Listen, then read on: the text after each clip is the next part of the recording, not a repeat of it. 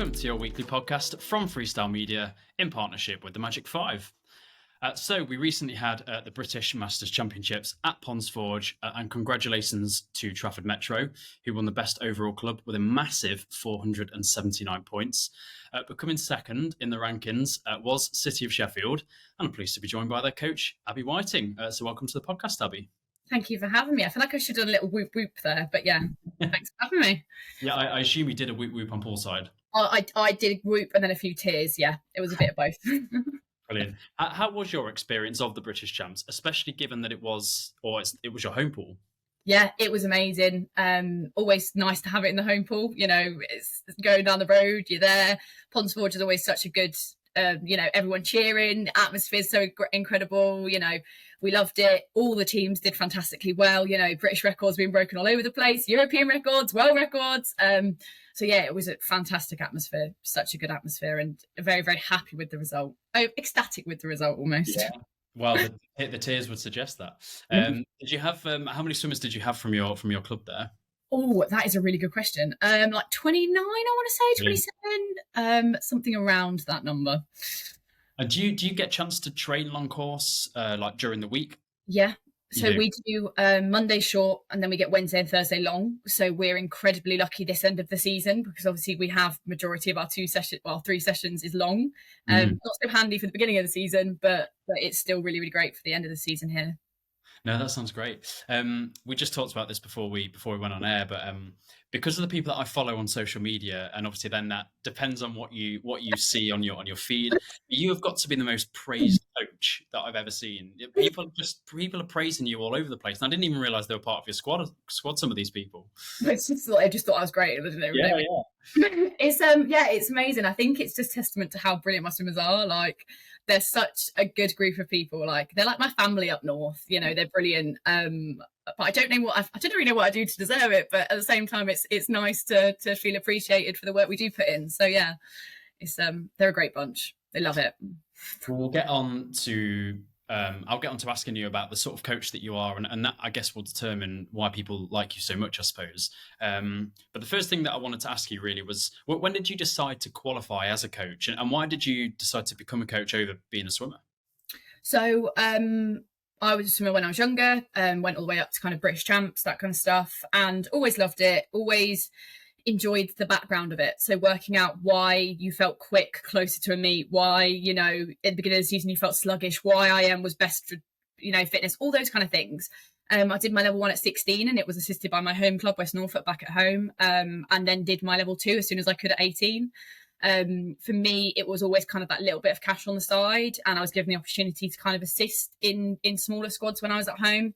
I came away to uni, took a little bit of a break from coaching, went back into swimming, and then obviously COVID hit, and at that point I was a lead coach for a junior squad in a different Sheffield team. Absolutely loved it, but for me, I needed a bit more direction as a coach. So I'm a very, very young coach, so I need influence, I need direction, I need help. Hence why I headed over to Masters at City of Sheffield, really. Kind of via choice, but also via wanting to develop as much as I could as a coach. So yeah. Yeah, well, I was going to ask you about that. So the coach that I had when I was down at Tunbridge Wells is also, I think he's mid-20s now, but he took over as head coach at probably the age of 19 or 20. And I was always fascinated by the idea that he wanted to work with people that were older than him. And, you know, he fits in really well with that setup, if you like. And so you say you wanted some guidance and some influence. What is it about master swimmers that you think you can get, or why you can get that? So you can get it from them because they know their own bodies, they know their own skill set, they know their own ability. You know, in age group swimming, it's very much like you're telling them what to do and you are forging them as a swimmer, and they will perform however you forge them to perform. So, for example, if they've got a really, really strong back end of a 200 freestyle, you know that 200, 400, 800 is brilliant. With master swimmers, they already have their skill set, they already have their ability, they are self-aware, they are self-confident, and you are just helping them become the version they want to be. So I think getting direction from them is really handy. You know, when I do a set, I was trying some sets out in the middle of the season this year, and I kind of went, I don't know how these are going to go.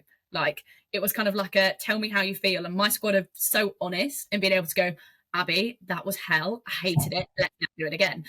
but they're also great as in like, oh, actually, it would work better for me if that was 75s because I felt this way. And being able to adapt it meant that we can get as much out of our sessions as possible because we're directed by what they want and what they need. It's like what they say when you're having a baby, when it cries, you don't know why it's crying, and that's the hardest thing. But when you have someone telling you how they feel, what works, what doesn't work, it's so easy to then kind of direct them into the way they need to go, which again is just brilliant for me and works great for my coaching style. So Yeah, well, that was going to be my next question. Actually, is how would you describe yourself as a coach? And you kind of just gone into it, I guess, there a little bit. You kind of like being on a level playing field with these swimmers. You don't necessarily like just telling them what to do all the time, and they're not really getting the feedback from them. But yeah. how would you describe yourself as a coach? So my biggest mantra as a coach is I'll treat them how I would want to be treated. So you speak to my squad, I very rarely get annoyed at them. I very rarely go, come on, this is not good enough. I talk to them as they are my friends because a lot of them are. I talk to them as if I am there to listen to their problems, which I am. And I always try and give them the reason why. So when I speak to them, it's not so much a case of you need to do this because I've got doctors, I've got teachers, I've got all different professions that all work in different ways. So I try as much as I can to go, we're doing this because it's going to help this. It's not going to help this. And this is how you're going to do it. And try to give them as much information as they can because my squad are very information processing heavy. So they want to know the whys, the what, the who's and the whens and the whys. And, and that kind of forges my coaching style. And I think I just love them. I just love my squad.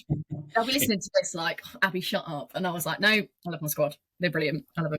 Definitely feeling the Sheffield loving here with from the swimmers to you and to you to the swimmers, which is really nice. It's about the positive attitude and the positive environment. Nobody can do anything with a coach sat like a doll face on the side with their arms crossed. Like, I'll try and have a joke with them. I'll laugh with them. We got to kind of 2 weeks out of trials, about 3 weeks out of trials, and morale was low. Like I was hammering them 3 sessions a week. That was it. It was like they were coming out the pool like, Abbie, we need a break. And I needed a break from that. So we just did a relay session. So we just did a session full of relays, full of fun sprinting with more opportunity for them to talk to each other. And actually that boosted the morale and boosted the atmosphere. And it's just with Masters, you can do things like that because you know that they need it. So it's pretty cool. That's really nice to hear because I did briefly join a club as a master swimmer. I won't name names. They're a nice club, nice people. The coach there had been the coach there for many years. I believe they still coach now at this club.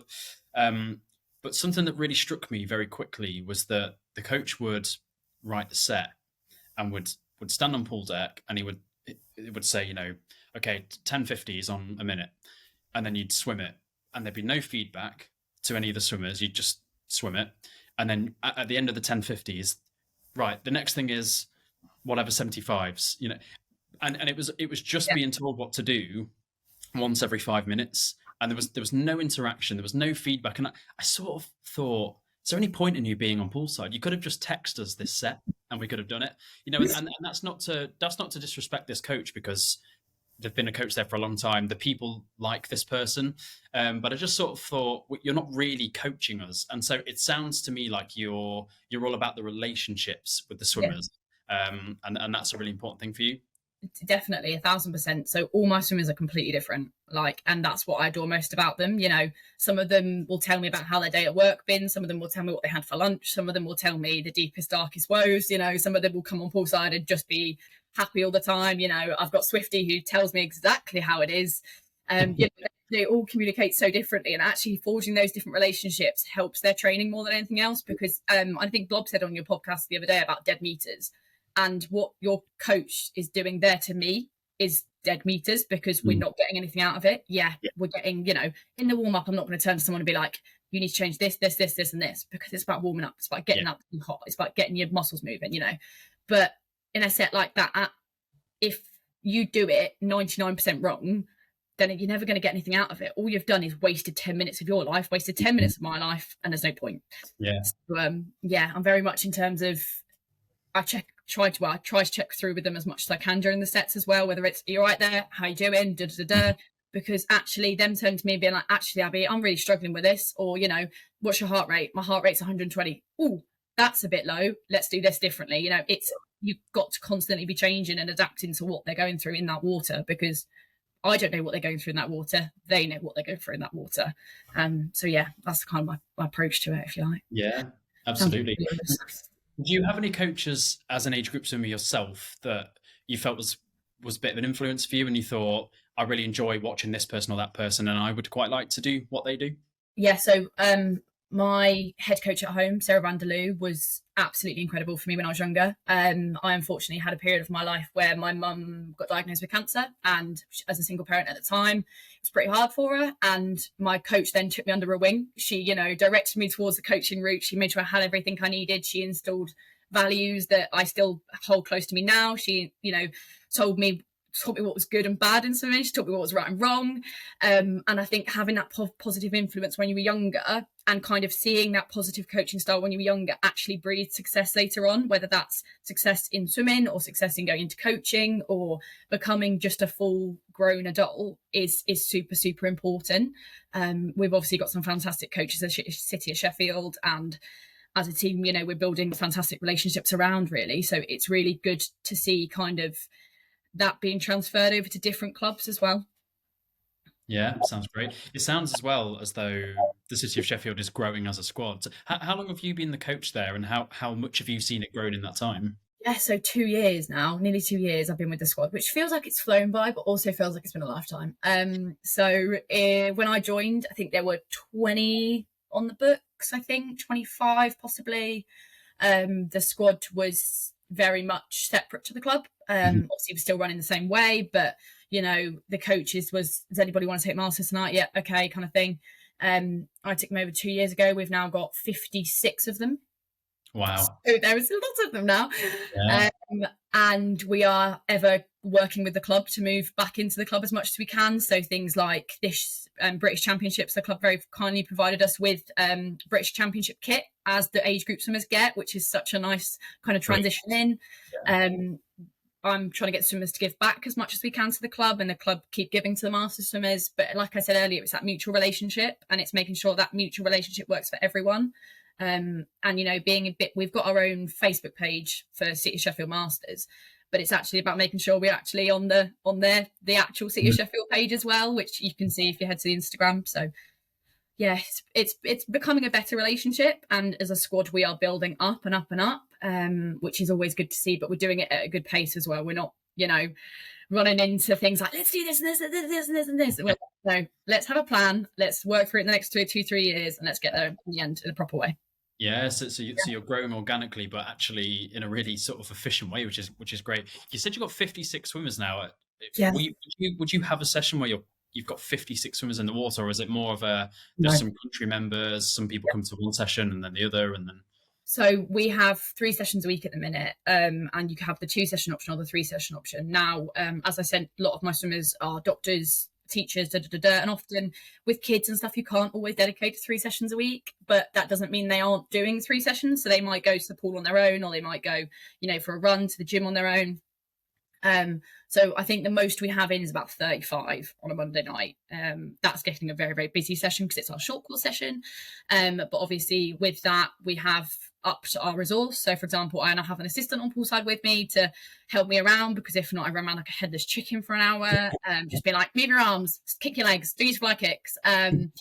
Which is nice, and it kind of helps with the numbers. But yeah, we've not yet touched, I want to touch as much wood as I can, but we've not yet had 56 of them in the pool. Well, you've just officially jinxed it. So haven't I? That's going to be fun on Monday. But we do have, you know, we have, I think it's 5 of them now. Is it 5 of them now that only race with us? So they don't train with us. Yeah. So they come train with us the week before the major competition. So they're open to come for the week before, just to get their relay practice, get that dive practice that you may not get in a public session. And then they race for us, which they're crucially important to the team, really, and they really are a fantastic addition when it comes. Yeah, you talked about the public sessions there. When you have swimmers who do train themselves, do you offer them a set, or do you take a picture of a previous set that you've maybe done and send it to them, or do they just go and sort themselves out? So for some periods of the year, I kind of put, right, this is a group of sets, you're more than welcome to do them. But I don't tend to say, right, this is a set you're doing if you're doing it on your own. And the main reason why I do that is because everyone is so different. Yeah. And, like some of them get in on a Friday morning and they get in and they like to do speed stuff because it's short course, it 25s is easy to do in a public lane because there's, you don't have to go around people. And actually, I know that what they're doing is based off what we've learned as a squad. So we've learned that 6 200s max effort off 2 seconds is not going to do anyone any good. Off 2 seconds. That's an impressive squad you've got. Yeah, Yeah, Michael Phelps there and back. But it's they know that now. They understand it. And this year we've done a lot of them asking questions about their training. And I think that means they make themselves very good sessions. Jonathan and Jamie were telling me about their fly session a couple of months ago, and I'm like, that is a very well I can't speak. That's a very, very well written session. That's great. Yeah. So I trust them with it. Going into next season, we've got some slightly different plans, which the squad are going to start being involved in the next few weeks. So that may change a little bit, but at the end of the day, I want them still to have their own direction because it's a journey. They need to be able to do, if they get out of a session on a Thursday and they're like, actually, I didn't do that to my full potential. And I know that. Abbie doesn't know that, but I know that. If they want to go in and repeat the session on the Friday morning, that is fine with me. Nothing, as long as they don't go doing a ridiculous amount of meters or a ridiculous amount of dead meters, I am fine. But they all understand the whole idea of a warm-up, your prep set, your main set, your swim down set with a little bit of skill and drill in the middle if they need it. So I'm very confident in what they make themselves. Yeah. Well. Listen, the volume debate is still kind of going around at the moment, as it's a reasonably fresh podcast. So give us the sort of, and I know it always depends on the type of session you're doing, whether it's sprint or aerobic or whatever. But if you're running a session that's an hour, what are you kind of aiming for, really? So for my kind of top swimmers, so my swimmers that are looking at those kind of increasing those times and stuff like that, I would never really go above 4K. If I'm being honest, and that's in an hour. In an hour. Like we'd never go up to 4K. So we did a distance block between when was it? November, December, and I think we just got up to 4K. And that is by rolling round. But that was in a specific block. We very rarely go over 3.2 in that top lane. My lower lanes kind of go 2.5 maximum. I'm very much similar to what Bob said a few weeks ago of the fact is that with Masters Swimming, it's not about the quantity, it's about the quality. And I think, in my opinion, I would never send my swimmers above kind of 15, 16, 17K a week. Yeah. Because they don't need it. They've got that fitness. A lot of my guys do open water swimming at the weekends, which is great. But that gets their meters in. So I don't want to ever push them over 20 because I think that just breaks people. I think it really does, especially Masters swimmers. Not so much age group, but Masters definitely. Yeah, I completely agree. And funnily enough, actually, I saw something on Instagram recently. Nothing to do with swimming, but I felt like it was relevant to swimming. Was that there's a guy I follow. He's kind of a lifestyle coach, if you like, fitness coach and sort of diet and everything like that. But he talks about the idea of HIIT training, so high intensity training, and how that's all the rage and lots of people are doing it. But he actually said it's not for most people, because if you're somebody who has quite a stressful lifestyle, maybe you've got young kids that you're trying to get ready quickly in the morning, you're then going to work all day, got quite a stressful job, you've got to quickly do the pickup from school, log on, you've got your phone ringing all the time, and then you think, right, I need to go and exercise. You've already been hyped up all day with stress to then go and put yourself through the stress of a high intensity work. It's actually not that good for you. And actually what you could really do with is, yes, exercise, but maybe something like walking or a gentle swim or something like that. And that's where I thought, Master Swimming, I guess, is quite similar, because if we're training in the evenings, is it always great for us to go and absolutely slog ourselves, whether that means with fast swimming or with a lot of swimming, if we've had a really stressful day? And it just got me thinking about, the volume debate that we had recently. And I don't know if that's something you ever really think about. So I think about that a lot, especially in terms of when we get around to half terms. So a lot of people in my squads have kids, and in half terms, they turn up to the pool a lot more tired because they're spending more days with their families, more days with their children. And it's kind of working on the best possible thing for them. So I believe a lot in fartlek training. So the idea of speed play. So the idea of that is with active recovery. So with my guys, I know it doesn't work just smashing them out all the time, because they just get so tired, and it takes that extended recovery. And that extended recovery, I think, is a key part of master swimming and understanding. So something like HIIT, for my guys, I don't think would work. You know, we might do small parts of it. For example, we did, I think it was 3 100s, 650s, 300s, 450s a few weeks ago. And that is obviously like, I'm looking at them going as fast as they can, as max as they can. But also we had a long warm up and a long swim down, because they do need that time just to breathe and relax and just to switch off. And I think you can hound someone in the pool as much as you want, but actually if their head isn't in it and mentally wise they aren't refreshed when they leave that pool, then done nothing. You've really done nothing, because they're just going to end up over fatigued, hitting a plateau. You know, it's going to be worse than when you started.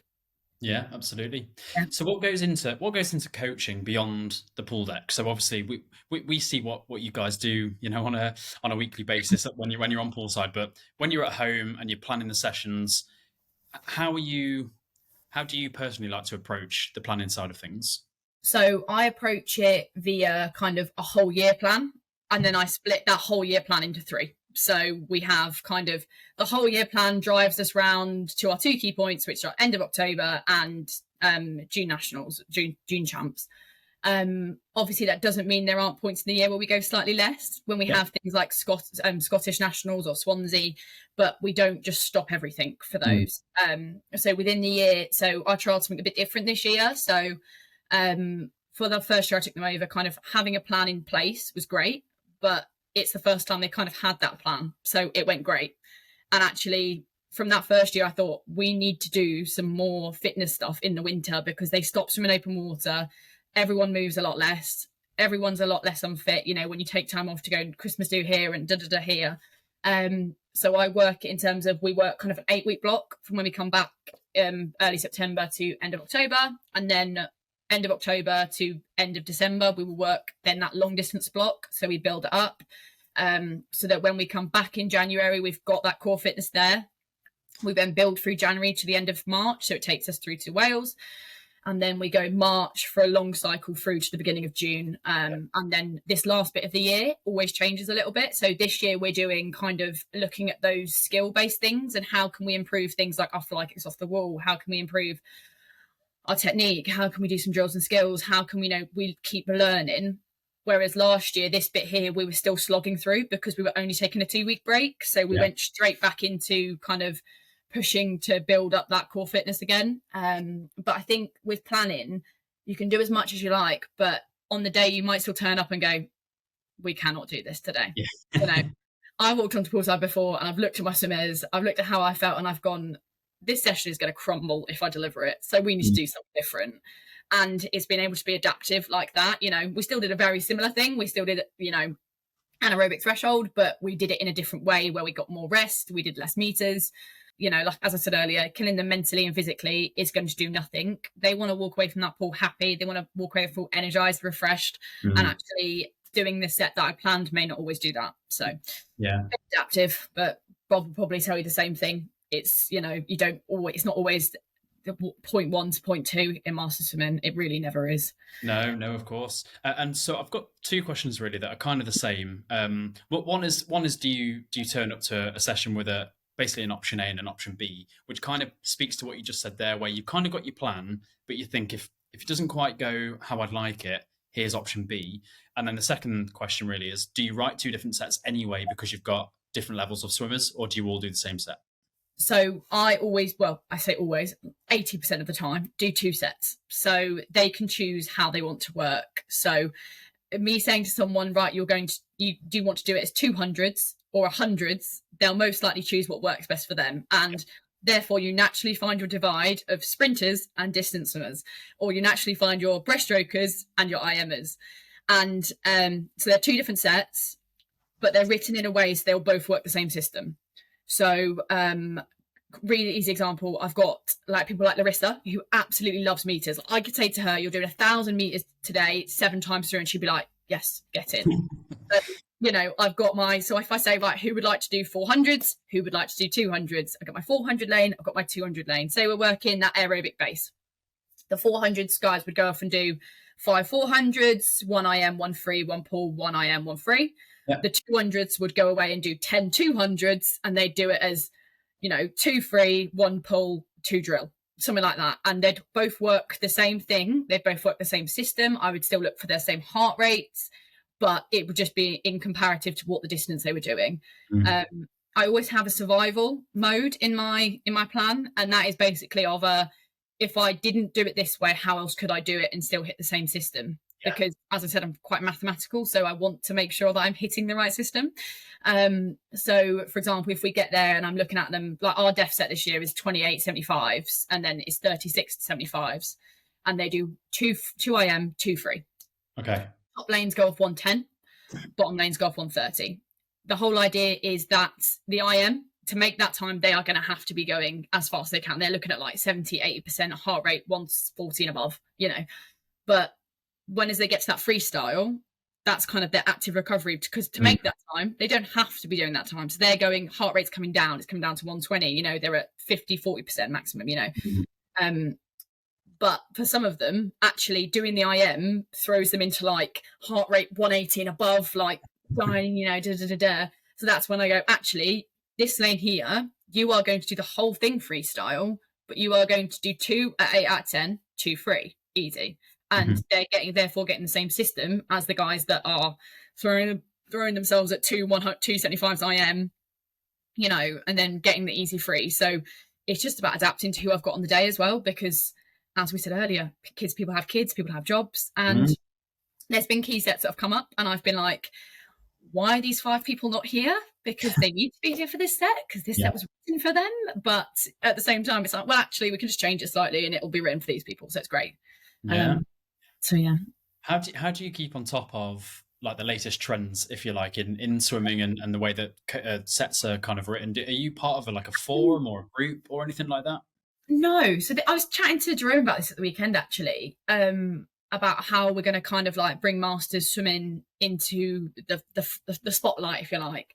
And I still use books. Like Ryan, one of my swimmers, gave me some fantastic swimming books a few weeks ago, and I'm just pottering through them now.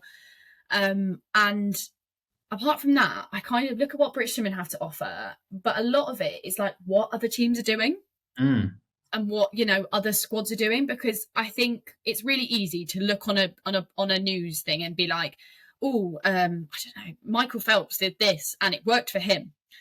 And I think to be a good coach, you've not just got to absorb it, you've got to understand why. Yes. So you can't be like, oh, 4 200s worked for Michael Phelps. Well, I'm going to take that and I'm going to put that in my squad, because guarantee if I set my squad off on 4 200s off the time that Michael Phelps was going off, my squad wouldn't be able to cope. They wouldn't cope. So I try to look at things for the reason why. So if an article comes out and it's like looking at this base, looking at this, I recently read an article about fartlek training and how that's kind of changed, and how that some people are saying about the oxygen variations of it and how that works.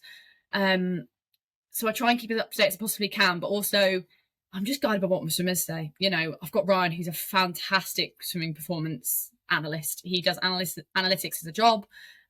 He's very mathematical. So if I've ever got a question, he's also a coach as well. So if I've ever got a question, I kind of go to him and be like, I've got this idea. How does it work? And he kind of might be like, oh, so it could work like this and it work like this, but make sure about this. And I'm like, okay. And then I take that away and I look at my books, I look at my resources, because my resources, I've always been quite confused as to why Swim England don't do top-ups. So I did my level 2 when I was 18. So what's that now like? Oh my God, I'm so old. 6 years ago.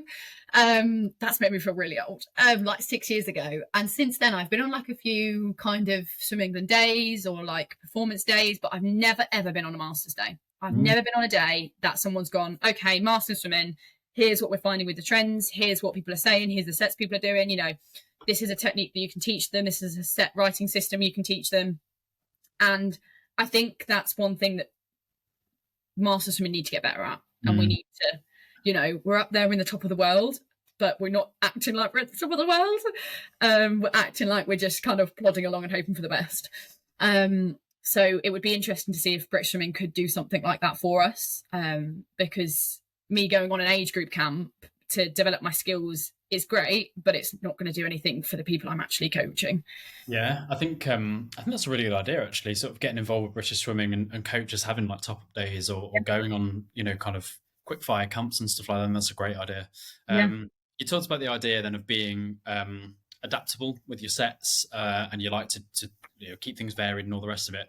But every coach has a favorite type of set. So, for example, I'm now swimming with Belper, and Mike Brett, the coach there, US RPT, he absolutely loves it. So so we do a lot of that kind of stuff. That's you know, that's his kind of natural go-to. Do you have a natural go-to type of session?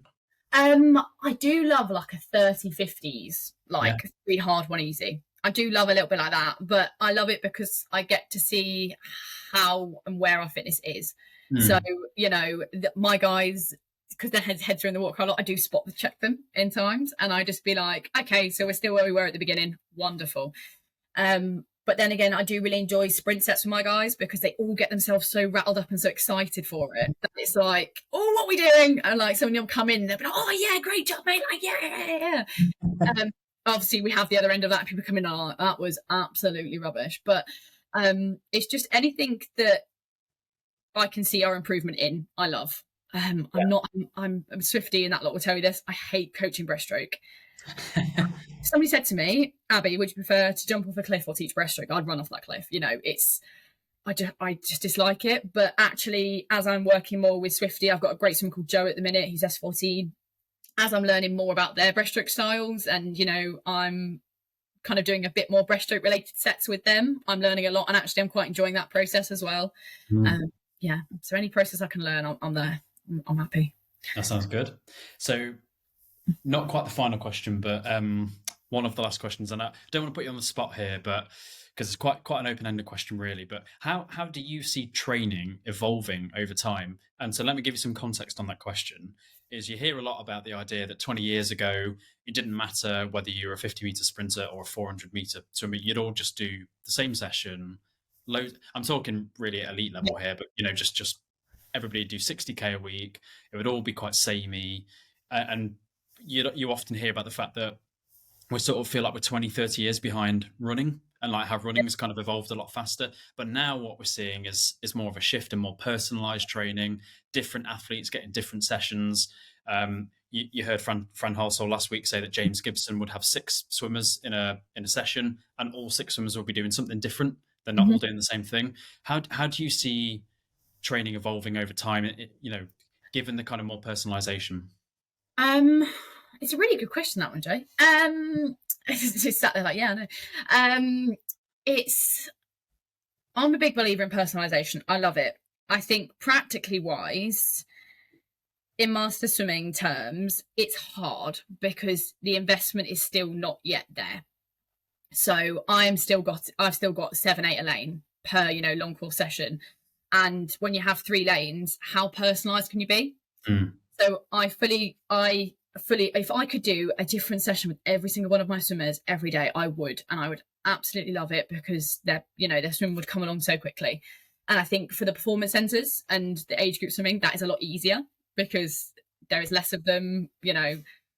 But I think for now, I'm happy grouping to personalize. And, you know, I group the breaststrokers, and then I've got people that do IM with breaststroke, and then I've got just breaststrokers. And then within just breaststrokers, I've got 100s and 50s, and I've got 200s. And that's as far as I can group. I physically can't group them any further because I don't have the space and I don't have the investment to be able to do it. And I would love to say in 10 years' time, we look back at Master Swimming and we've got a whole pool that I can split people up, and people getting the exact personalization program that they need, that, you know, breaststrokers are getting the same, are getting specific gym plans for them, and nutritionists are coming in and speaking to the long distance athletes about how they fuel themselves properly. I would love for that. That would be my dream. But realistically, I think we will keep plodding along until the investment is made. And I think until that point, we can only dream of personalization, and we can do what we can. Like, I don't know if they're not Bob and some of the other master swim coaches think the same, but we can personalize as much as possible, but it isn't as easy as, right, they're a 200 meters freestyler, therefore they are going to do a 200 meter freestyle based set.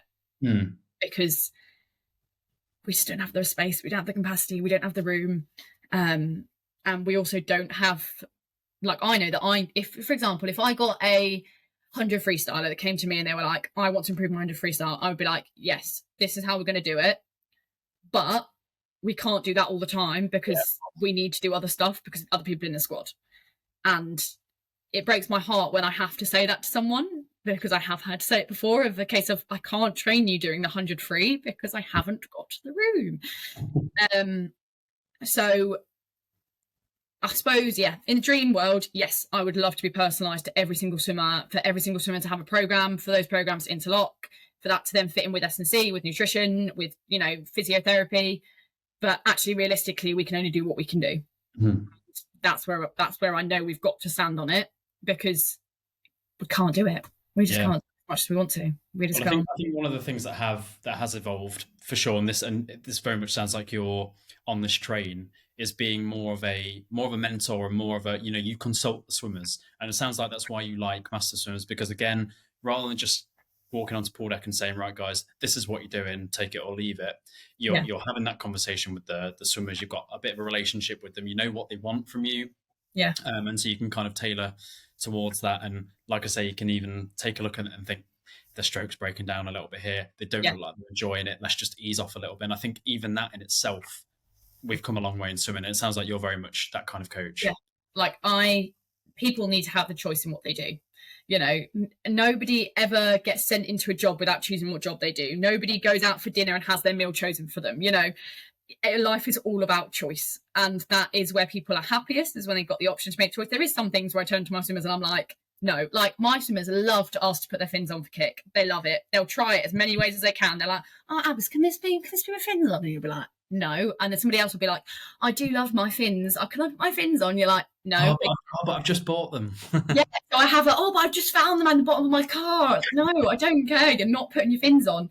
And some things like that I am very strict on. Like, no, this set is designed this way for this reason. Yeah. Also, if someone turns to me and they're like, Abbie, I've been at school all day today. Children have been screaming at me 24/7. I just want to have my head in the water. Can I do 100s rather than 75s and just swim around and do the same thing? And I'm like, yeah, if that's what you need to do, that's what you need to do. So yeah, hopefully I've answered your question there. I went on a bit of a rant there, but yeah. No, absolutely. No, that was all good. So the final question I was going to ask then is, you mentioned earlier, you talked about training blocks and how the next block now will be through to nationals. But before nationals, are there any competitions? Obviously, we've got Worlds coming up, and there are also regional, local competitions. Are there any you've got your eyes on that your swimmers are going to be at? So we've got 2 going to Worlds this year. So we've got Ben and Ken, who are 2 of our borrowed swimmers, who are fantastic.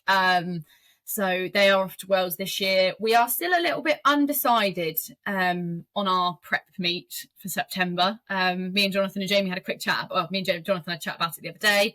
And there is a meet that looks like a very good meet, but it is in North Wales. Okay. And for me, it is a little bit far to go for a few weekends before a major competition, because I'm a big believer in, before the major competition, you need to keep your life as simple as possible. Sure. So that means so you say you commute there on the Friday. So you'll take Thursday night easy because you'll be commuting on the Friday. You're there on the Saturday, you're there on the Sunday, you travel back on the Sunday, you go back to work on the Monday, you don't come through on a Monday night because you're tired. Before you know it, you've had a week out of the pool. And I think we're still trying to work through what works best for us. We are in a very unlucky position where our training is changing slightly in September due to issues with Ponds Forge. Okay.